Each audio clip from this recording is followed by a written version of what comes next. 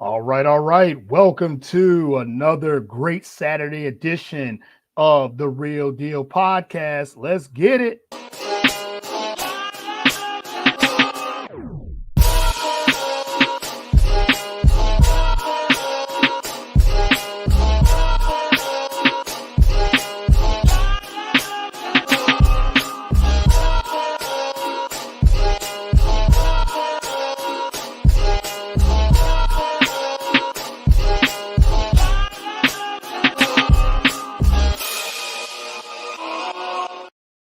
All right, welcome to another great episode of The Real Deal.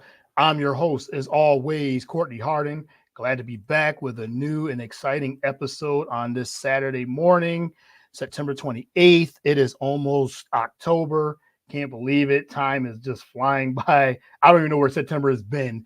It's just been so busy and crazy. The seasons change here on the East Coast here. And yeah, it's definitely fall.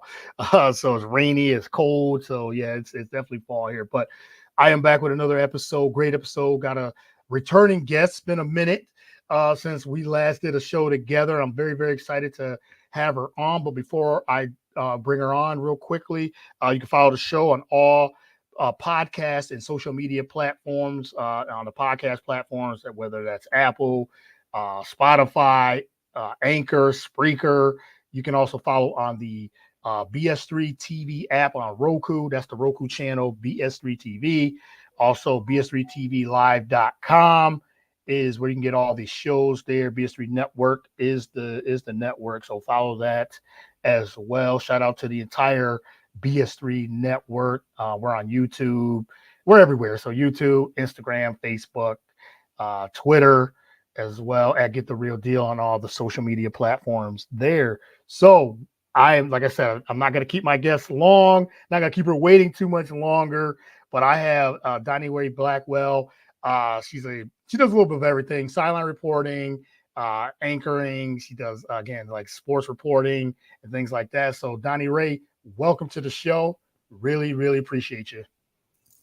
Hello, thank you for having me again. Like, it's so crazy to be on this journey, and Mhm. I'm just excited to be back. Yes, yes. We're going to get into a little bit. Thank you for coming on. We're going to get into some sports journalism, your journey over the last couple of years, sideline reporting and things like that. So thank you again for doing this. Like we were talking before, I think it's been over a year since the last time you've been on the show, maybe a little longer than that. So I really appreciate you jumping on. And you are, like I said, you do Pittsburgh, Steelers, Pittsburgh football, all those things. So I really appreciate you jumping on. No problem. Yeah, yeah. How's everything going? How's everything been over these last couple of years? I know this was through COVID and everything, the pandemic and all these things. But how's your last year been in your journey? Yeah, I think the last time I was on here, I was just getting my feet wet a little because Hmm. I transferred to Pitt from my old school. Yeah, I think was I like the sports director for the radio for the station. radio station. Yes. Hmm. Yeah, so I don't do that anymore. I actually only did that for a semester because I went into the TV side of things in the spring semester after that and did Pit to the Point, and I was the anchor for that.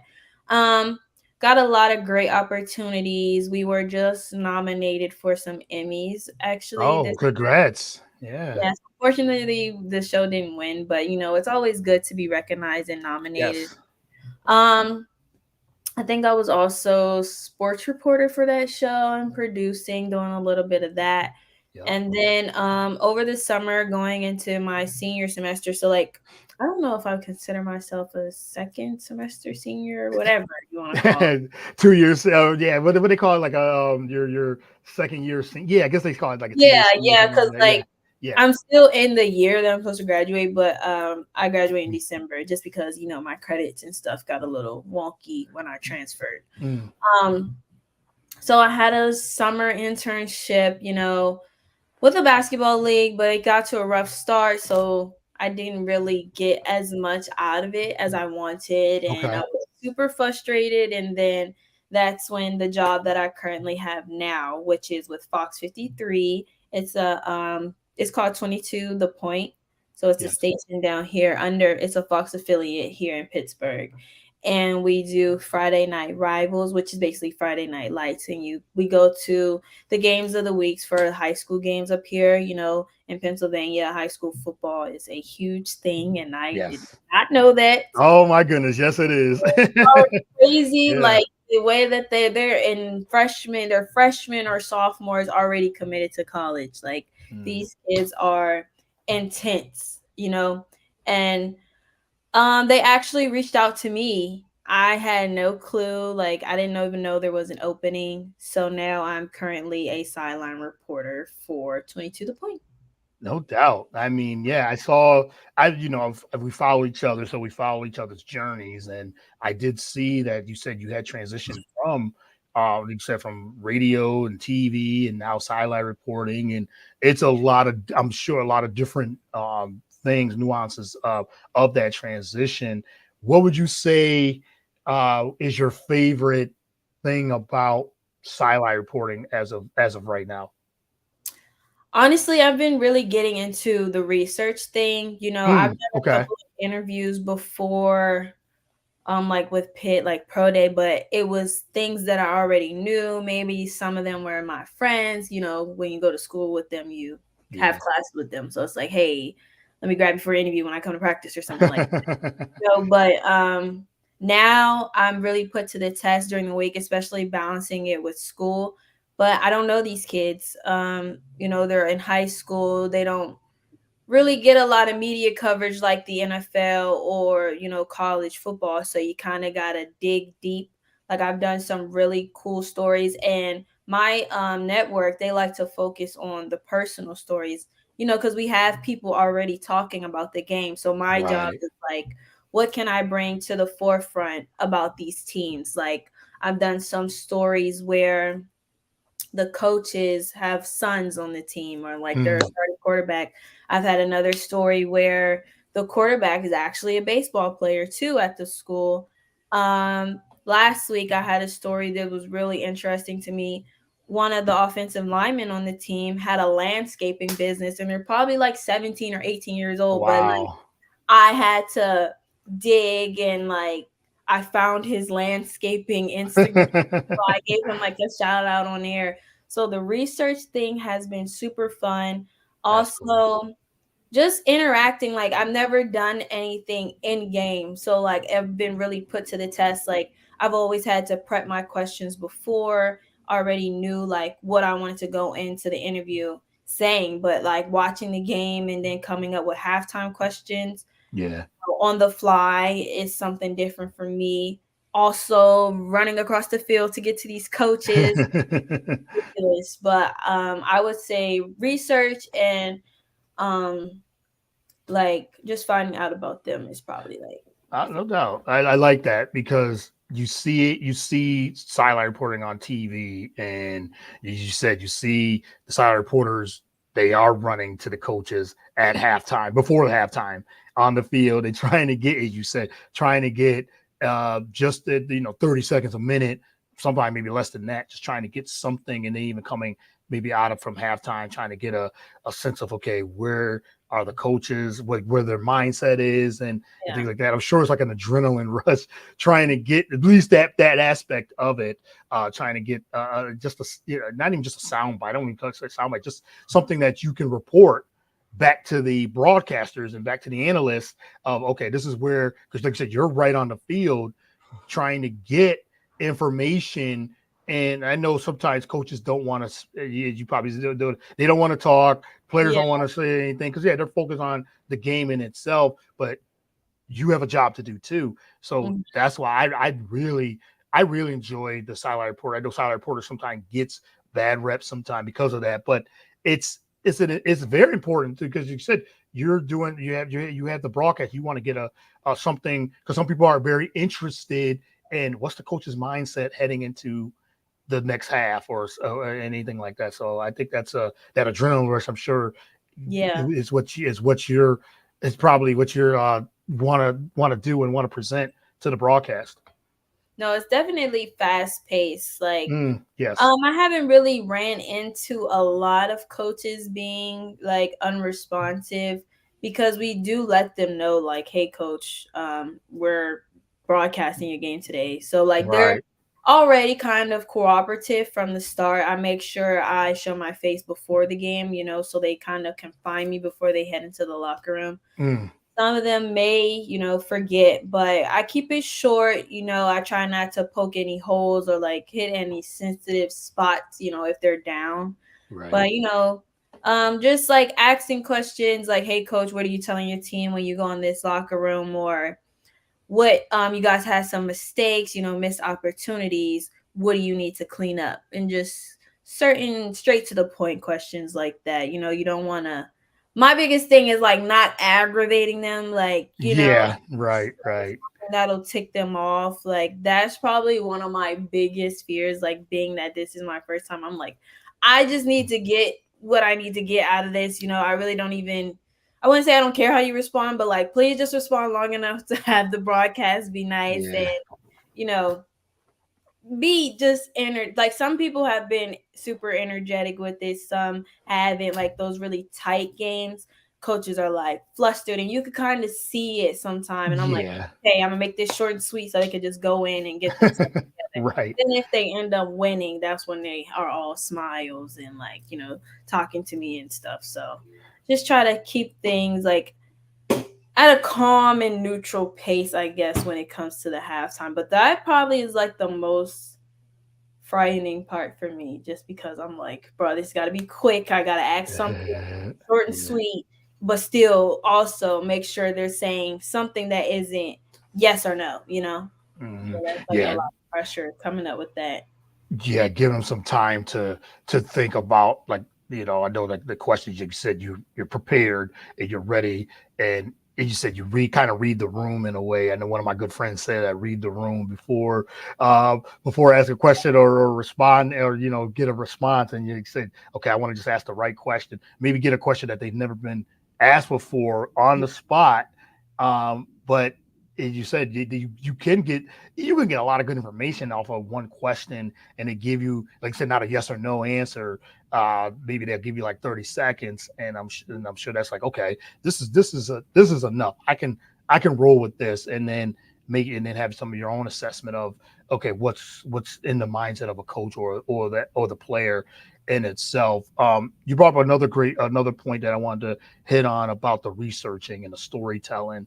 I find that I love that, because I love doing that too, just preparing for the podcast. And it's I think it's very important when you do the research and you're very on point with it and prepared. Hmm. Talk about that, the importance of the research, and to get those stories, and like what's like your day to day, like prepping for the game. I think I find this fascinating, because every reporter, silent reporter, is different in how they prep. But talk about the research and how you prep your day to day. I'm sure it's different each and every week. Yeah. So, I have classes. And So yeah, classes too. Yeah. yeah. So, the week kind of goes for me like we our play-by-play guy, he's the one who actually brought me on board, so I'm kind of following his lead right now. He's taking me under his wing, Darren Zaslow. And we have coaches calls where we'll Mhm. like the first week when I didn't have classes, I prepped some questions that I wanted to know based off of research that I may have looked up. But now when they have the coaches calls, I'm actually in class. So he takes that over with the coaches. He talks to them, let them know like how the media timeouts will go. He may ask them the keys to the game with the matchup, get to know them, and then he'll say like, coach, do you have any little nuggets about the team? Like, is there a kid that's a part of the band, or something personable that I can grab out of it? Because like I said, my stories right now aren't necessarily about the game, just because that's what the network wants. They want personal stories. So we do the coaches calls on Tuesdays or Mondays. Then they send me the recording. I'll listen to it. I try to have all of my stories down by like Wednesday with all of my research. And then like Thursdays, Fridays before the games is really just rehearsals. Just so I've been working on like my voice inflection, so how to make Okay. voice sound high at one point and then bring it back down to the lower part. The research really doesn't take too long because like it's super easy with social media nowadays. You're So I right. literally, and you know, the athletes now, their social media is like their resume, especially in high Mm, school. hmm. So you go to these kids' Twitters, their whole bio is 6'3", junior, class of All 2027, right, right, right. how many offers they have. They'll post their offers. There's tag coaches that are interested in them. So that part, they're well, it's not Twitter anymore, but X really makes it Yeah, easy, really makes it easy for me to get the research that I need as far as, you know, what I want to hit, if that makes sense. no, it makes total They sense. don't really, a lot of them don't really have like single like articles about them. So Mhm. their Instagrams or like their Twitters make it super easy for me to just know who they are as a person before I like build on the story. And also like I may have to grab a picture or something for the network to show like over the screen while I'm talking about them. So majority of the photos I've found been like their offers or their commitments because these kids are committing already. Mhm, It's the mhm. sophomores committing. Yeah. So yeah, that's really what the research part looks like for me on a weekly basis. Okay. Yeah, I love that. And like you said, you're trying to find, as you said earlier, you're trying to find something that could be not just the X's and O's of the game or preparing, but trying to find something and find something that's a fascinating story that's maybe someone didn't know about this certain Yeah. athlete or coach or even in the media. You know, you're just trying to find a different angle to somebody might find that okay, an offensive lineman might have a story about like they say they love fishing or they love hunting or something like that. I find those type of stories because it's outside of the sport that they play or you know or the X's and O's or things like that. That's important too. But Yeah. you said you're trying to find a story. You can find those things. I love what you said about them on social media. That's their resume, and they post everything on that. They you know we all do. We all post a lot of different things of like what we like to do, and you can be like, oh, okay. It might not be articles go on their social media and see what they look like on what they like on TikTok, what they like on X, what they like on Instagram, and you can really find something interesting to broadcast from that point. Yeah, and I really like that because when I started reporting, I've always looked up, well, I still do. I look up to Taylor Rooks and like I would Mm-hmm. watch a lot of her stuff and I always told myself that I want to be like an athlete's reporter. You know, there's a lot of people, you know, athletes have their choices on who they like to give stories to, who they don't like to give stories to. They may have some journalism people who get under their skin, you know, and I've never wanted to be one of those people. I've always wanted to talk to the athlete like they're my best friend in that moment. So Yeah. having a network that really helps me emphasize on who the athlete is as a person is really beneficial for me and my work because that's the goal and like that's what I want to be in the future. Like I want to be able to sit down with somebody, maybe get some things out of the person I'm talking to that people may not have known about. And this is like the perfect opportunity because I don't have to talk about how many yards this kid had last week or Yeah. what the coaches say about him. I'm allowed to talk about their relationship with their parents, what they do on the side, what makes Mhm. them who they are outside of football. And literally, that's my goal.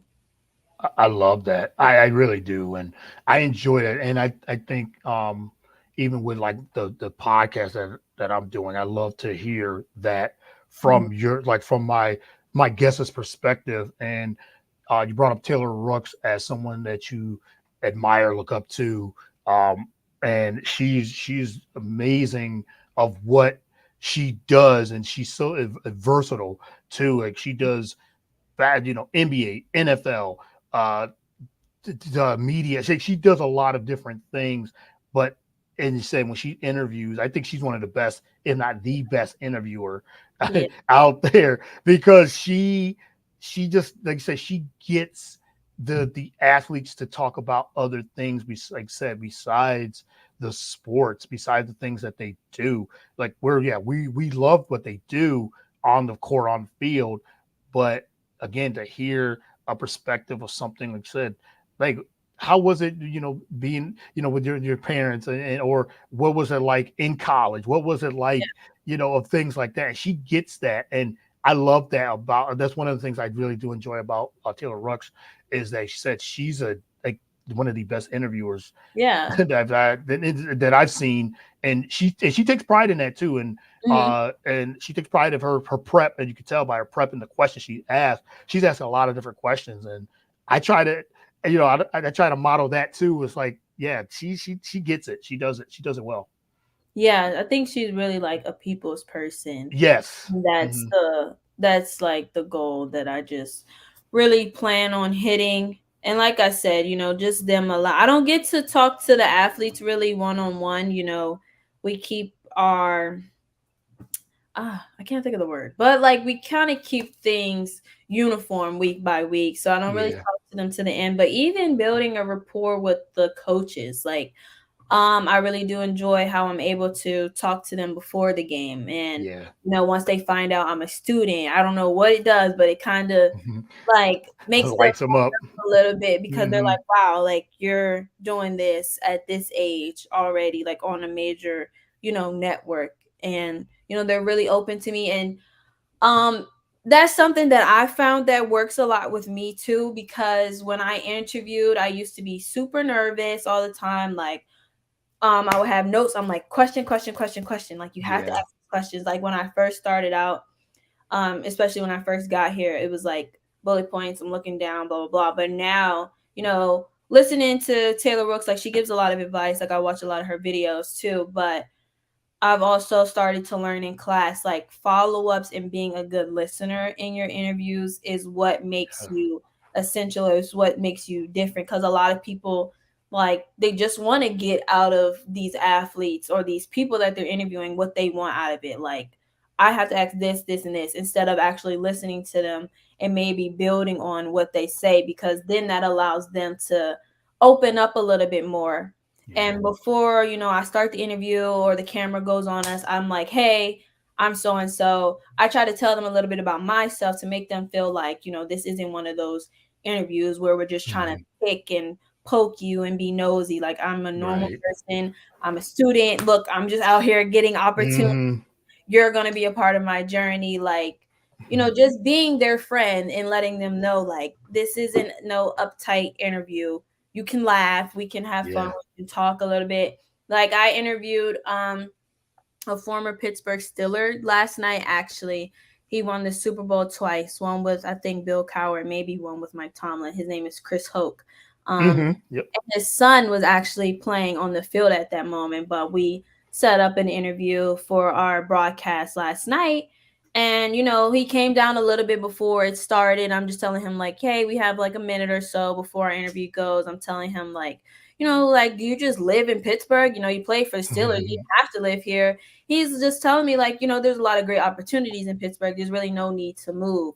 And then when we started talking about that, when the camera was on, it was like we were friends. Like, I knew him for a while, and he's like showing a lot of emotion. His answers weren't really like boring or monotone. He was like Yeah. hype. He's like, yeah, I'm telling my son this, blah blah blah blah blah.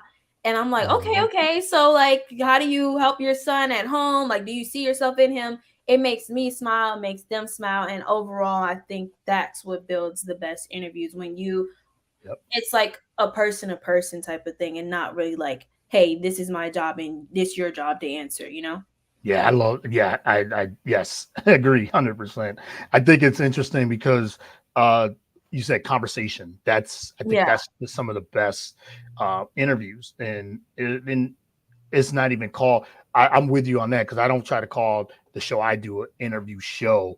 I try Hmm. to call it a conversational type of show where it is. I think that's very important. You have to listen, and once you listen, you said you might have a bunch of questions that you want to ask, and but you're like, okay, I got to go this direction because they went there with their answer. That means that you are listening to them, and then you have, like I said, follow up. I think that's very important. I think that's great advice too for someone that wants to get into sports media, broadcasting, journalism, reporting, or any type of reporting, news, whatever, podcasting, to listen and to follow up. Because, like I said, I had a few questions for you, as but we've done this before already, so I kind of know we have a kind of a rapport with that, where we can just bounce off of each other. So it is. I think it's very important just to listen to who you're interviewing and then make it conversational. So I love that type of interviews where it is conversational. It's not just question. And sometimes you don't even have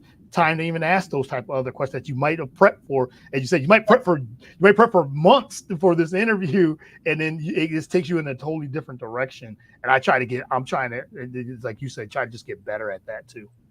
Yeah, no, I'm trying to get better at it as well because, you can always be prepared, but when you're working in sports, and my teacher was just telling us about that too, because we have people who are in news in our class, but Mhm. also they're like, it's hard for them to transition into sports.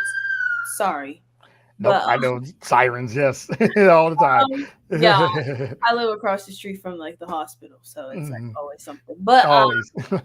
like we were just saying, when it comes to sports, like you're never prepared. Like it's super you just never know what happens. It's very Right. fast paced. It's like unpredictable, and like you said, you can prepare for months, but nothing will prepare you for what's going to happen when you're Yeah. actually there. So now, me being like where I am now and where I've grown from, like last year, I never would have thought that I would be able to do what I'm doing now, because it is super fast paced. And like always up for a challenge, but like I think me going through like what I went through as far as the radio, and then going on something a little bit more scripted with our TV show when I was anchoring, Mhm. to now being able to do it where I'm super comfortable. I think those steps, like when you're following this dream and like you want to be a broadcaster, all of the steps are very like important.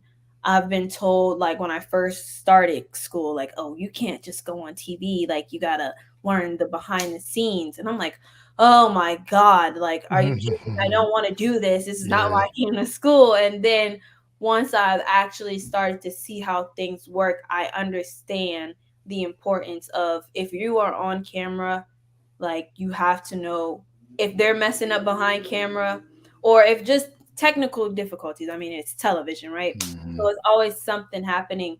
You have to literally know, like, if they're saying, hey, this broke down, blah, blah, blah, you have to do this. You're going to know Mhm. exactly, like, maybe how long it'll take to fix that, or what happened back there, to the point where you're able to fix it on air to make it look like, nothing happened. And Yeah. I think that's very essential too.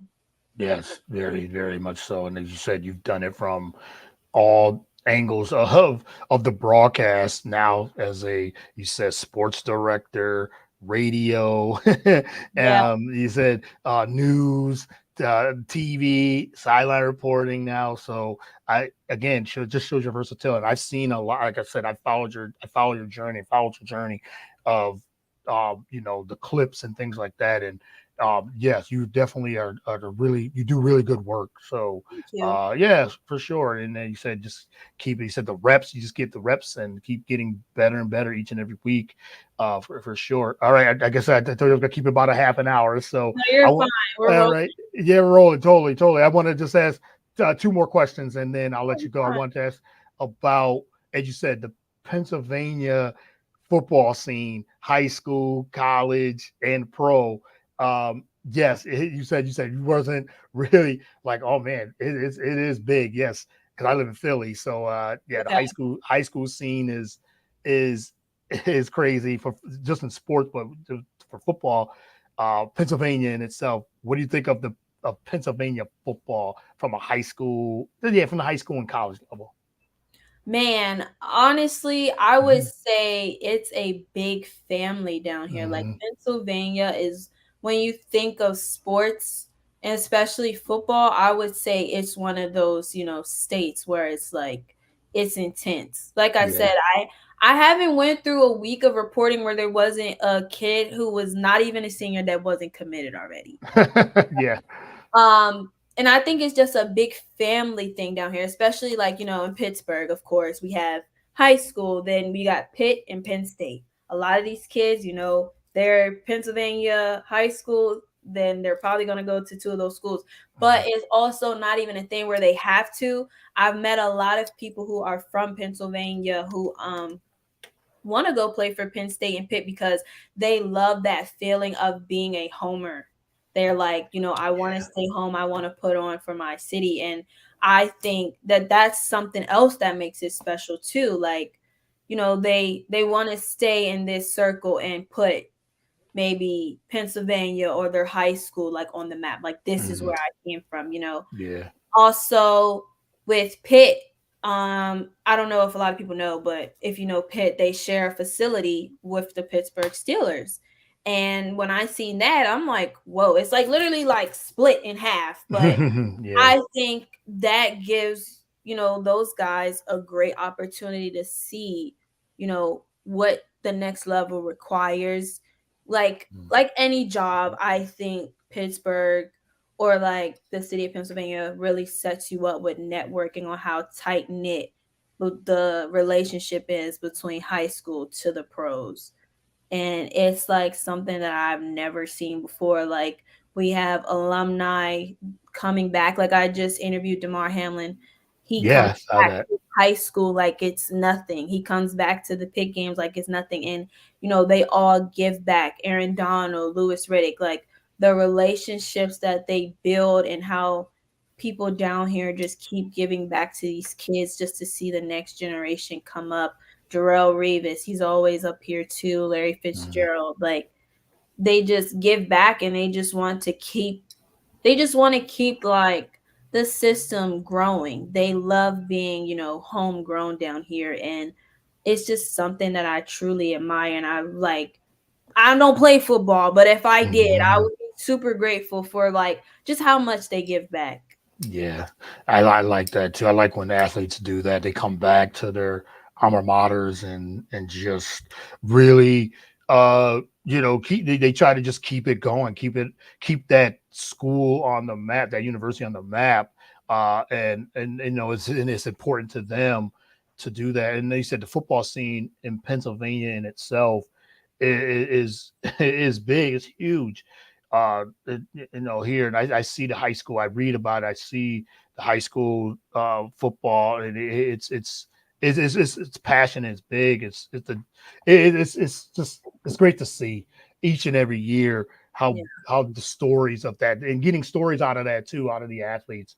I think is tremendous too. So, but I want to before I let you go, I want to get into your take on the Pittsburgh Steelers this year so far, 3-0 and doing it with Justin Fields. And I know when they got Russell Wilson, he was going to be the starter. He was going to be QB1, but injury, and now Justin Fields is leading the way in that Pittsburgh defense and the running game. I think they've gotten back to Yeah. what Pittsburgh Steelers football has always been about: hard nosed running, and defense, and that's what Pittsburgh was all about for a majority of their franchise of the years of all those years.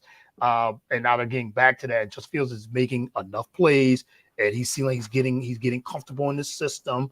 And I mean, you can't go back now. You can't go back to Russell Wilson. So, but Yeah, we're hot right now. yeah, I don't think you can. Like if they're going to keep winning, you have to keep Fields as the QB1. So, but what's the vibe like being there and seeing the Steelers being 3-0 and first in that division and like I said, just undefeated.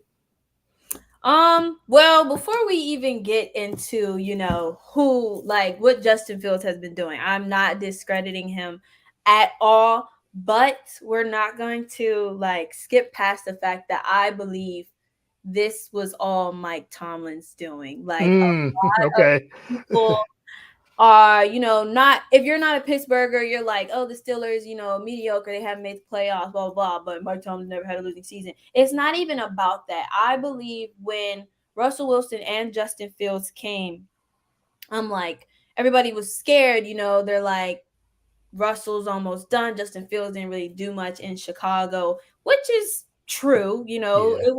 It was sketchy bringing them two in, but I most of my faith when they were going through the trade was in Mike Tomlin. And Yeah. people speak so highly of the Steelers organization, and I think that comes through the loyalty that we have. Only Mm, having like three head coaches in a span of over 20 years, and like just the way that the program or the organization runs itself. Like, I knew that Mike Tomlin was going to be able to make Justin Fields and Russell Wilson fit into exactly what you just said, what Pittsburgh football is. When they speak about Justin Fields, they're doing exactly what he's doing, exactly what the Steelers need him to do, blah blah blah. What Mike Tomlin needs him to do. He's not throwing interceptions. He's just keeping it, playing clean. And I think most of that and most of our success came from the way that Mike Tomlin has built this team. And I think that's the main reason why we are undefeated. Also, Russell Wilson coming back from like being around Sean Payton, somebody, even though he's not playing right now, but like bringing down his confidence. I knew that Mike yeah. Tomlin would be, he's like the builder of men. Justin Fields came from a rough situation too.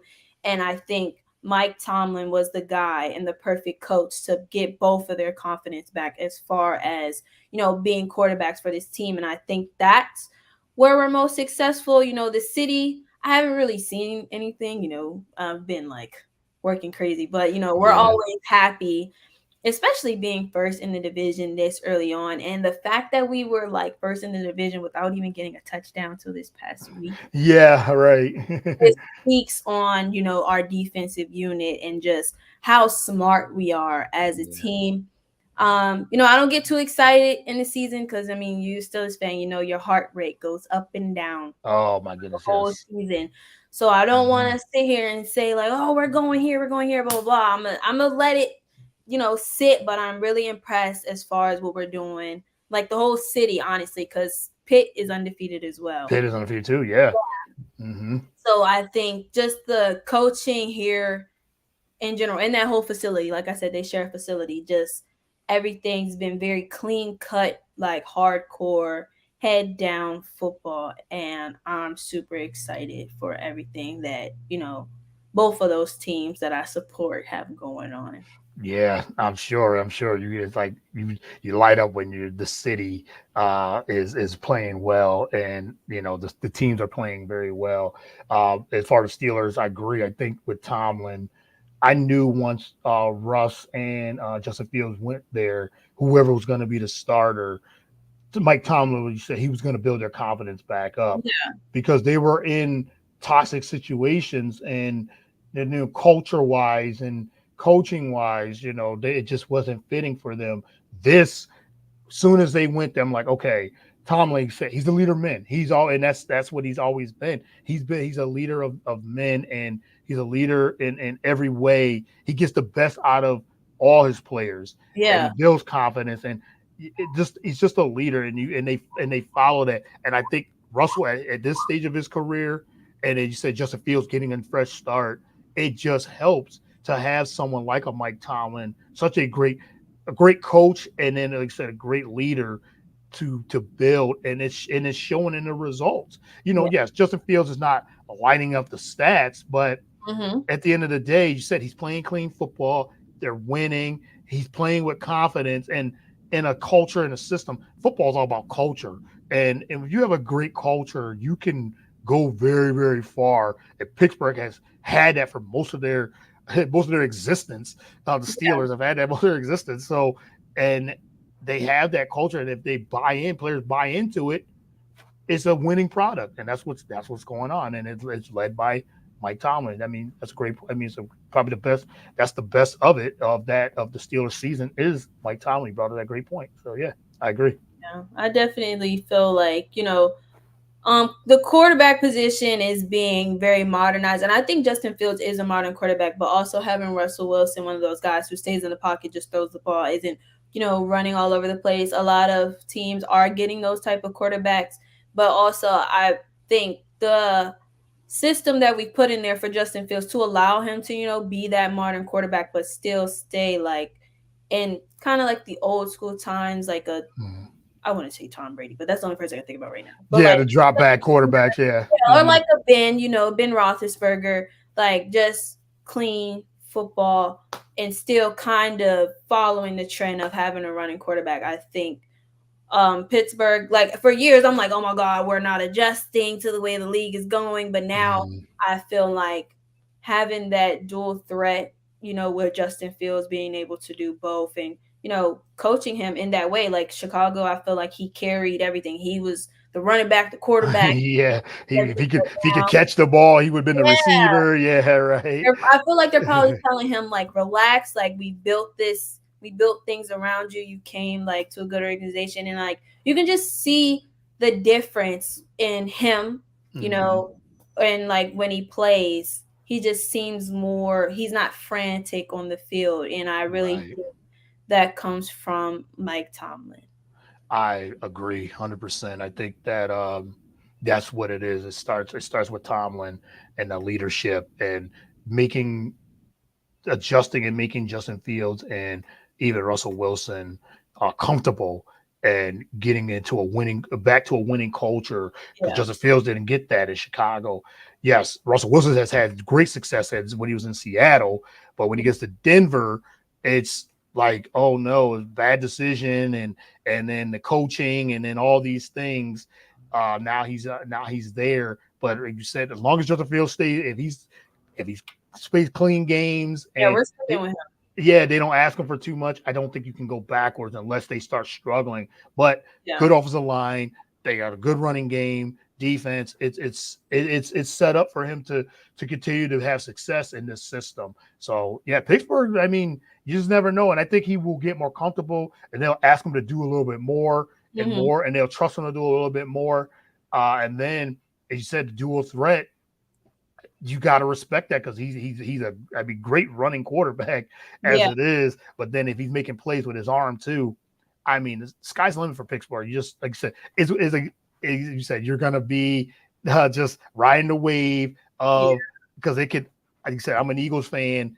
I could tell like, I have like those highs and those lows. Like last season going 10-1 and then collapsing in the end, losing 5 out of 6. And even this year they look 2-1. They look good and then sometimes they don't. And it's Yeah. like they just, Hurts is turning the ball over, but we got Saquon running well and the defense finally stepped up last week. So yeah, I get it. I totally get it as a fan of teams like that. You gotta just Playing football for you, man. I it's swear. week to week. Yep, exactly. It's week to week. So Donni Rae, it's always a pleasure catching up with you. I really enjoyed this conversation and then the podcast in itself. Thank you again. I can't thank you enough for coming on to the show on a early Saturday morning For your and phone. everything too. So I really appreciate you. But let everyone know where they can follow you, reach out to you, follow your journey, reach out to you even just for advice or just want to pick your brain about something and things like that. I know you're on all social media and everything too, but let everyone know where they can follow you and the news station and everything else. Well, my social media for Instagram, X, and TikTok is the Donnie Donni Rae Rae. So the Donnie Rae. I also have a sports page called She's Got the Lead. So it's She's Got and then dot the lead. All Um, right. and you guys can probably just catch me Friday nights at 7 p.m. on Fox 53, and you'll be able to see me reporting live for high school games. We only have like I think 5 more weeks left, so yeah. Yeah, it's gone fast. I was saying from the beginning, this entire year, this season, football had just started a month ago, and how he said high school football is going to be over in about 5, 6 Yeah, weeks. but hey, Uh, I'm not complaining. I need December to hurry up. yeah, so you can graduate. Yes, yeah, get that graduation. So yes, much success, many blessings. Congratulations on you said finishing up your senior year in December. So again, thank you. Really appreciate the time, and we'll have to do this again. And maybe we won't wait a whole year this time. Maybe Yeah. we'll do this like in the next few months when everything football season gets settled in, and you got college basketball coming up and the NBA, a lot of different things coming on. So, but I look forward to seeing your journey and continued success as well. So, thank you again. Really appreciate Thank it. you so much for having me. I All right. really appreciate it. All right. Everyone follow Donni Rae on all, like I said, social media platforms and follow her journey as well. Again, thank you again, and I'll talk to you soon. Have a good Bye. rest of the weekend. You too. All right. Thanks a lot. Bye. All right. That was a wrap for the show. That was Donni Rae Blackwell. CJ, what's good, man? Thanks for tuning in. You can catch the replay. Really appreciate all the support for that. But yeah, Donni Rae Blackwell. Follow her, as she said, on TikTok, Instagram, and Twitter X. So yeah, that's a wrap for the show. Again, thank you, Donni Rae Blackwell, Pittsburgh, and she does high school and college, Pitt, and she does some things for the Pittsburgh Steelers. She's following Pittsburgh Steelers as well. So Donni Rae Blackwell, follow her on. It was the get her. It is the Fox 53. She's a Fox 53 sideline reporter there. So she does interviews and storytelling, things like that, which I really enjoy. Um, I enjoy that part of sports reporting and broadcasting and things like that. So, all right, until next time, thank you again for tuning in. Thank to all the listeners and followers and the comments there. I'll talk to you guys soon. More content always, and just stay locked in. I Get the Real Deal. Follow me on all social media platforms: Instagram, Facebook, and Twitter. And until next time, thanks. Peace. Got a lot coming up in the next month. God bless.